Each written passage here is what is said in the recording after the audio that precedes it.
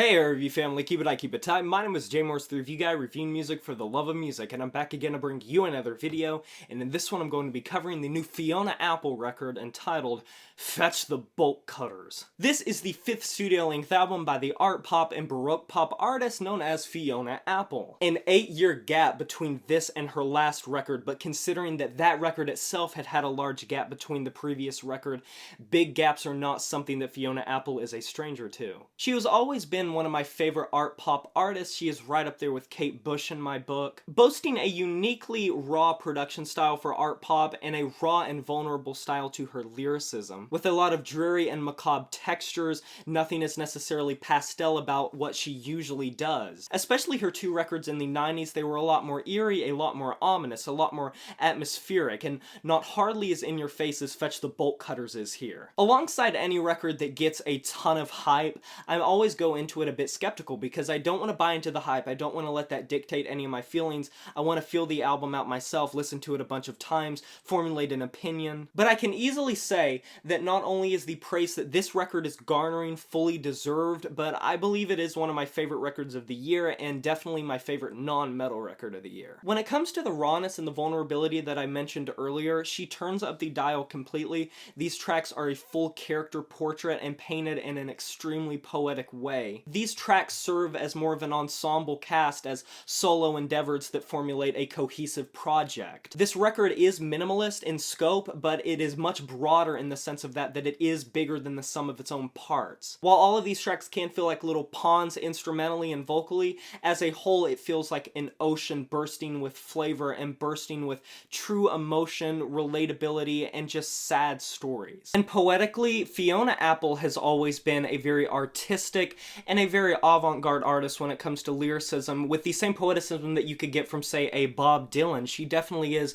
not only a capable songwriter, but she can really paint breathtaking songs. The images that she crafts in these tracks are just downright breathtaking at times. I'll read a little bit of an excerpt from the very first track, I Want You to Love Me, which really stands out and really gives you a good idea of what you're going to get lyrically. I move with the trees in the breeze. I know that time is elastic, and I know when I go, all my particles disband and disperse, and I'll be back in the pulse.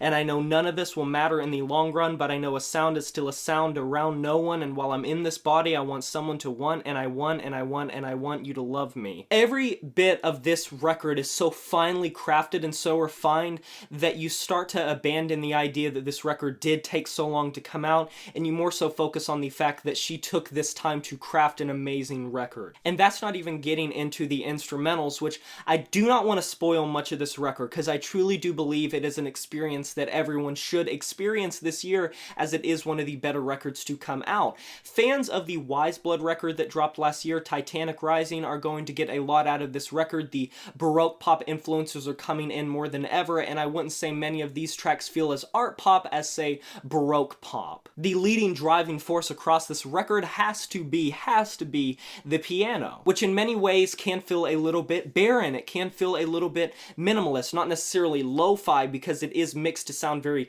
beautiful amongst it, but her vocals and the piano just go so well together that you don't need a gigantic mix. It doesn't need to feel dense. It doesn't necessarily have to be claustrophobic to create an engrossing experience. Her vocals are enough to carry a track, and she pushes her vocals to the limit. Like on the aforementioned track, I Want You to Love Me, on the latter half, she simultaneously sounds like she is growing unhinged, bursting at the seams. She is on the verge of a mental collapse, an absolute calamity of her headspace, but she also just sounds haunting and creepy. Like if I heard an organ piano playing the chords that are playing on this track alongside these vocals as I entered a mansion, I would be unsettled. My bones would be chilled. And as you progress through the record with tracks like the self-titled track and of course Shamika, even though the minimalism does bleed through, you can tell more and more upon repeated listens how much went into each individual track. They all have their own identity, but they do feel like they do align perfectly. There is a linkage bridge. This is a record that, even though it does almost reach an hour's worth of material,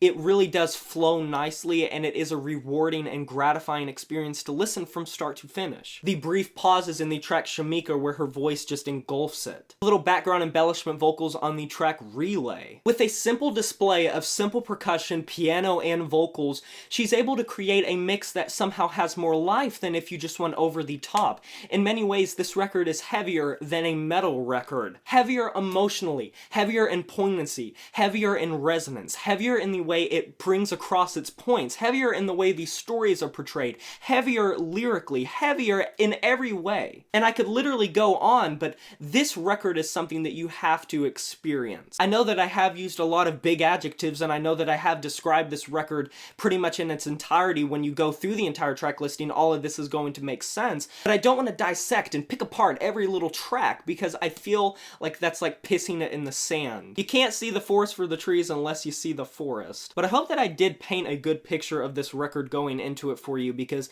I highly suggest it. Definitely my favorite non-metal record of the year, and quite a beautiful record. What a gorgeous mix. And I'm glad that it took this long to craft it, because if it was just pumped out right after her last record, it might not have been as good.